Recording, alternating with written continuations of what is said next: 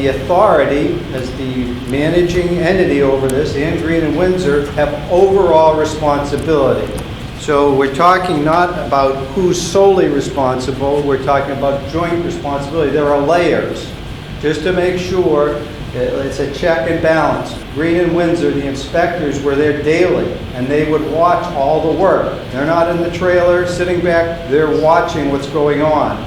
So they are a last resort to make sure that RCG is following the right safety procedures. They're looking at RCG's safety manual and determining whether that's an appropriate one. In the contract itself, I asked Mr. Bell about section 7.1.3 of the contract.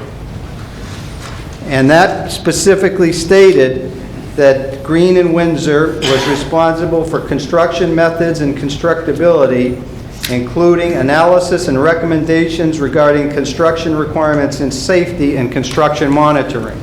I would suggest if you look at that early statement, that was the accurate statement. His attorney wasn't involved at that point, and he said that Green and Windsor was there to make sure that the work was done safely.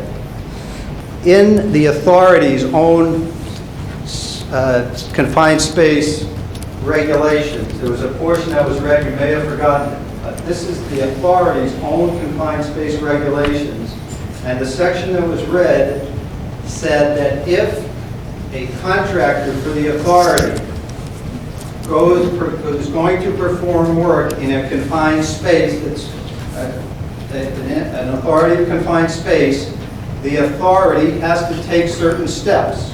They have to make sure that that contractor knows it's a confined space. They have to make sure that that contractor tests the space and takes the right precautions if there's not enough oxygen there. That is in the Western Massachusetts Water Authority's own safety specifications in black and white.